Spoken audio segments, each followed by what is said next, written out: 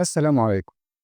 تخيل دلوقتي حضرتك كمدرس عندك مساعد شخصي ذكي بيقدر إن هو يعمل لك امتحانات على الدروس اللي أنت محتاجها بسرعة وبدقة، يعمل لك أسئلة قبل كل درس للطلاب، كمان يعمل لك خرائط ذهنية للدرس بالكامل، ويعمل لك كمان شرح صوت وشرح فيديو للدرس بالكامل، وكل ده مجانا عن طريق الذكاء الاصطناعي بضغطة زر واحدة بس تقدر تعمل كل الحاجات دي.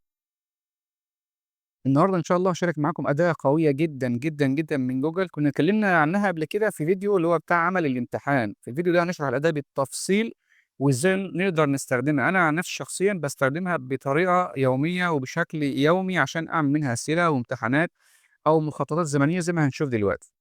أنا مستر عماد عبد الكريم، باحب أشارك معاكم أدوات ذكية تساعدنا في شغلنا وتوفر وقتنا.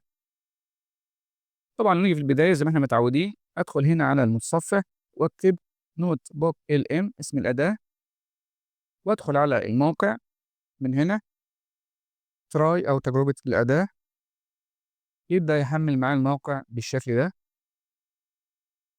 تمام، زي ما قُلنا قبل كده الموقع عبارة عن إن حضرتك بترفع للموقع ده مصدر أو ملف، والملف ده بتقدر تستخلص منه كل المعلومات اللي أنت عاوزها زي ما هنشوف دلوقتي. طيب باضغط على إنشاء ورقة ملاحظات جديدة، طبعًا هيقول لي أول حاجة حمّل المصدر، يعني ارفع لي الملف اللي أنت عاوزني أشتغل عليه. تمام، باضغط هنا اختر ملف، باختار من هنا اسم الملف اللي أنا عاوزه. أنا طبعًا مقسّم الملخص كلّه مثلًا بتاع تانية إعدادي، مقسّمه كده أجزاء، اختار الدرس اللي أنت محتاجه،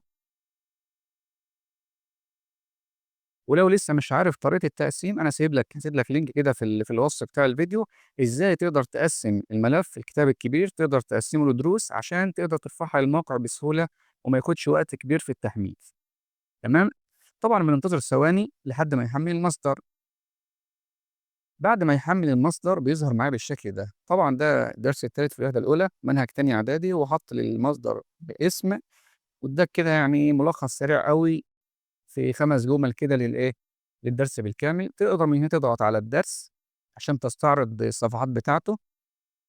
تمام، بيظهر لك هنا الصفحات بتاعة الدرس اللي أنت رفعت. تمام، لو أنت عايز تتأكد من الصفحات بتاعتك وتشوفها كلّها ما فيش أي مشكلة. طيب هاضغط هنا عشان أقفل الحتّة دي، نشوف بقى هنا أقدر أعمل إيه.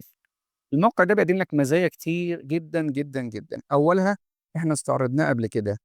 طيب أنا إزاي أتعامل مع الموقع؟ عايز أدّي معلومة للموقع أو أطلب منه حاجة، بس لازم تعرف حاجة مهمة. الموقع بيتعامل مع المصدر، يعني ما تسألوش أسئلة خارج المصدر اللي أنت رفعته. يعني أنت رفعت مصدر بيتكلم عن الدرس التالت بالوحدة الأولى، ما اسألوش درس بقى خارج الموضوع خالص، مش هيرد عليك. ما اسألوش عن معلومة مش موجودة في الدرس. ده بيتعامل مع المصدر أو الملف اللي أنت رفعته. تمام، باتعامل مع الموقع إزاي؟ باجي هنا في شريط البحث واكتب له الحاجة اللي أنا عاوزها. عاوز بقى مثلًا أحوّل النص ده أو أحوّل الPDF ده أحوّله لنص Word، لكلام مكتوب مش كصور، بحيث إن أنا أقدر آخُد الكلام المكتوب ده وأرفعه دلوقتي لأي موقع بقى، أحوّله الكلام ده لPowerPoint، أعمل منّه مذكرة، أعمل منّه أي حاجة أنا عاوزها. طبعًا مدرسين كتير جدًا بيحتاجوا إن هم يحوّلوا ملف PDF لWord. الموقع ده بيعمل الموضوع ده وبدقة شديدة جدًا غير أي موقع أنا جرّبته قبل كده. فهاعمل الكلام ده إزاي؟ هاقول له لو سمحت ابعت لي النص من المصدر بالكامل دون حذف أو تعديل أو تغيير أو إضافة، أرسله لي منظّم ومرتب. تمام، لازم أكتب الحاجات دي بالتفصيل كده. يبعت لي النص من المصدر، يعني اقرا لي كده النص ابعته لي كله من غير ما تحذف فيه حاجة أو تعدل أو تغيّر أو تضيف، وكمان ابعته لي منظم مرتب ورا بعض، وادوس هنا على إرسال.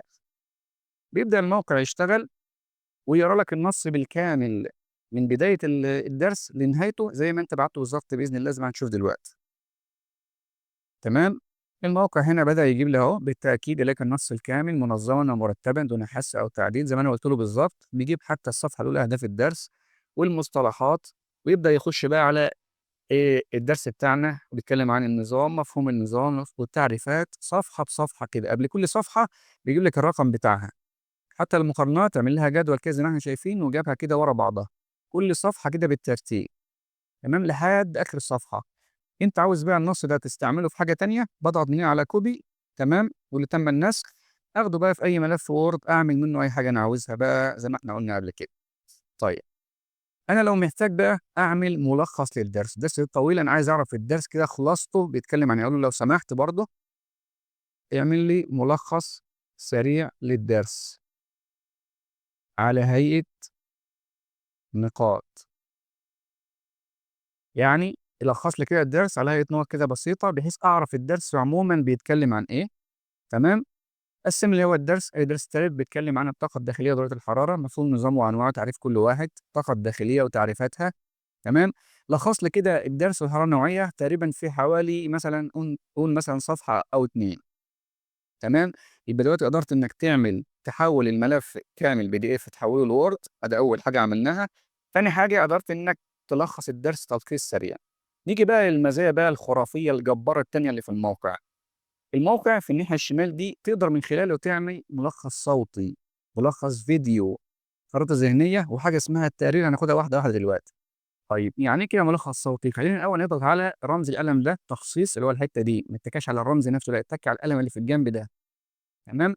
ليه بقى؟ عشان هنا هاختار شوية حاجات اللي هي هنا اللغة، هتلاقي طبعًا عندك هنا لغات كتيرة جدًا ومن ضمنها اللغة العربية مش كده وبس، ده أنت هتلاقي كمان العامية المصرية. شوف الجمال، يعني مش اللغة العربية بس لأ، اللغة العربية باللهجة المصرية عشان الشخص اللي يتكلم باللغة العربية. طب يعني إيه ملخص صوتي؟ أضغط بس كده على إنشاء الأول، تمام، أسيبه مع نفسه. ملخص صوتي يعني إيه؟ يعني هو يعتبر بيلخص لك الدرس ده على هيئة بودكاست، يعني هيئة 2 طالب مثلًا ومدرس، واحد بيسأل والتاني بيجاوبه. طب ده فايدته في إيه؟ هو كده هيدّيك ملخص سريع للدرس بحيث تستنبط أنت منه الطريقة اللي شرح بيها الدرس. لو أنت عايز مثلًا توصّل الدرس بطريقة معينة أو بطريقة سهلة، هو هنا بيربط لك الموضوع ببعضه، ما بيقولكش قلّده بالضبط واعمل اللي هو قايله بالضبط، لأ ما بيقولكش كده. أنت اسمع التلخيص الصوتي ده للدرس بحيث يلخّصه لك تاخد منه فكرة كده سريعة إنك تعرف تشرح الدرس وتربطه ببعضه زي ما هيخلّص دلوقتي وهنشوف دلوقتي. طيب نجرّب حاجة تانية لحد ما يخلّص الملخص الصوتي، في كمان ملخص فيديو، ده جميل جدًا برضه نضغط هنا على تخصيص، تمام، واختار برضه هنا اللغة العامية المصرية أو اللغة العربية، تمام، زي ما أنا حابب العربية العامية المصرية أهو، تمام، واضغط على إنشاء واسيبه دقايق بقى يعمل الملخصات دي إيه، مع نفسه كده. طبعًا الموضوع بياخد حوالي 3، 4 دقايق، سيبه براحته ونجرّب ميزة مهمة جدًا، جدًا في الموقع وهي الخريطة الذهنية. يعني إيه خريطة ذهنية؟ يعني بيدّيك خريطة كاملة كده للدرس زي ما هنشوف دلوقتي، ملخص الدرس، تعريفات، الحاجات الفرعية، طبعًا كلنا عارفين يعني إيه خريطة ذهنية، الموقع بيعمل لك الخريطة دي في ثواني وحاجات بسيطة. طبعًا ده عشان حاجة بسيطة بيعملها هو بسرعة، اللي هي دي أهو، الطاقة الداخلية والحرارة، مفاهيم وتطبيقات، وجنبها الرمز اللي هو بتاع المربعات ده، هي دي الخريطة الذهنية. طب أضغط عليها كده وأشوف عمل لي إيه، تمام، شايفين؟ جاب لي الدرس من أوله، باقدر من هنا أصغّر، تمام، أو أكبّر لو أنا عايز براحتي، تمام، دي الطاقة الداخلية. أضغط على السهم ده كده هيدخّلهم كلّهم في الجزء ده، ده عنوان الدرس. أضغط على العلامة دي هيبدأ هو يقسّم لي، باضغط طبعًا هنا وأسحب كده براحتي في أي مكان زي ما أنا عاوز، تمام، قسّم لي الدرس أجزاء، أهداف الدرس، مصطلحات، مفهوم النظام، طاقة داخلية، درجة حرارة وهكذا. أضغط على السهم ده أهداف الدرس يجيب لي كل الأهداف بتاعة الدرس، أقفلها من هنا تاني. المصطلحات، كل المصطلحات اللي جات في الدرس جايبها لي هنا كتعريفات.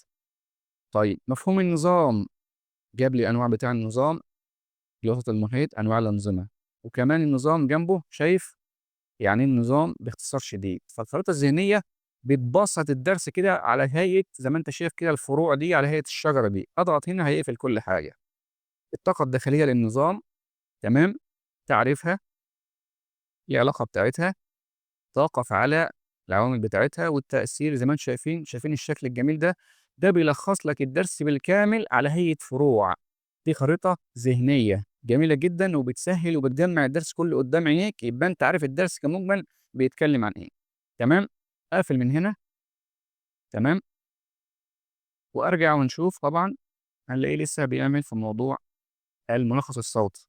ننتظر دقايق لحد ما يخلّص عشان نستعرض مع بعض الملخص الصوتي ونشوف بيلخّص الدرس إزاي ونشوف الفيديو هيعمله إزاي. بعد 5 دقايق أو 6 دقايق تقريبًا عمل لي أول حاجة اللي هو الملخص الصوتي، نضغط هنا على تشغيل ونشوف كده هيظهر بشكل عامل إزاي. أهلا بيكم في تحليل جديد. النهاردة هنركز على مجموعة مصادر علمية بتشرح لنا حاجات أساسية قوي في فهمنا للعالم حوالينا. يعني إيه طاقة داخلية للمادة؟ وإيه أصلا الفرق بينها وبين درجة الحرارة اللي بنقيسها دي؟ ويعني إيه ليه حاجات تسخن أسرع من حاجات تانية؟ باقدر أوقف من هنا، تمام، أو أشغّل من هنا برضه. أيوه بالضبط، والمفاهيم دي يعني ممكن تبان بسيطة كده للوهلة الأولى، بس هي فعلًا حجر الزاوية عشان نفهم كل حاجة تقريبًا. شايفين؟ يعني دي كمقدمة لدرس مثلًا ممكن تستغل أنت الحتّة دي أو المقدمة دي تبدأ بيها مثلًا درس. دي فكرة كويسة إنّك تبدأ بيها درس كمقدمة كده تشد الطلاب بحيث يركّزوا معاك. من أول الأكل بيستوي إزاي لحد تصميم أنظمة تبريد معقدة أو حتى فهم التغيرات المناخية. المصادر اللي معانا بتقدم شرح كويس أوي وتجارب عملية هتوضح الفروقات دي. واخدين بالكم؟ هو بيتكلّم دايمًا على المصادر اللي هو الدرس. هو بيتكلّم وبيشرح كل حاجة في الدرس، ما بيطلعش برّه الموضوع بتاع الدرس اللي أنت رفعته له. حلو قوي. طيب، عشان ندرس أي حاجة العلماء بيحبوا الأول يحددوا هما بيركزوا على إيه بالظبط.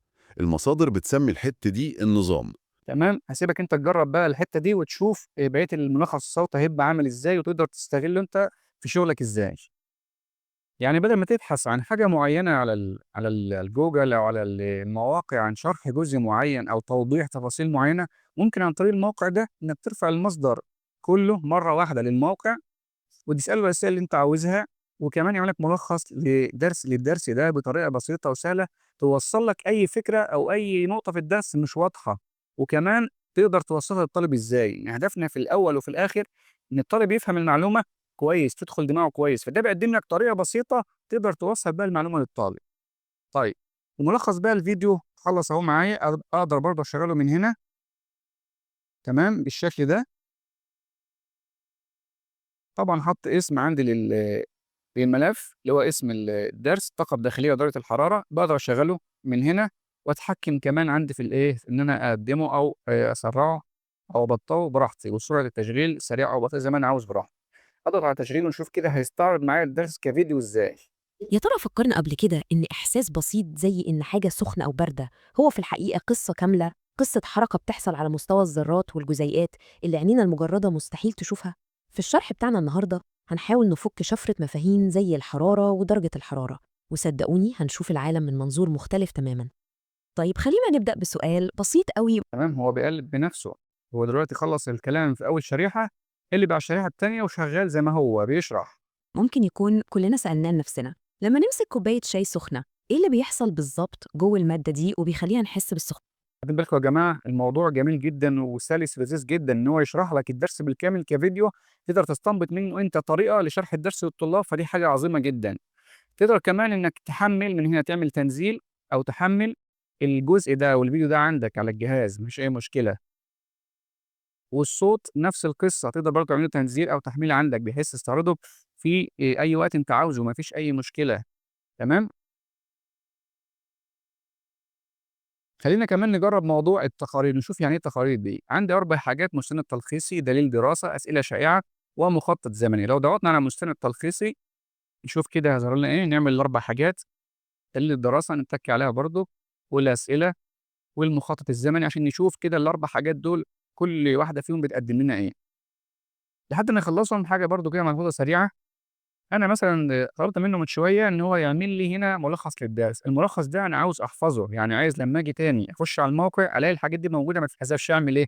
ممكن أعمل حاجة هنا اسمها حفظ في ملاحظة، تمام، عشان إيه؟ يحفظها لي هنا بحيث لمّا آجي أدخل لها بعد كده ألاقيها موجودة ما اتحذفتش، تمام، آه، عشان لمّا آجي أفتح الموقع ألاقيها محفوظة في الجنب هنا عندي. طيب هو هنا خلص ال4 حاجات اللي إحنا عملناهم. خلّينا نجيب كده أول واحد اللي هو مستند تلخيصي ونشوف، تمام. بيتكلم هنا عن الملخص أو عن الدرس كفكرة عامة، تمام.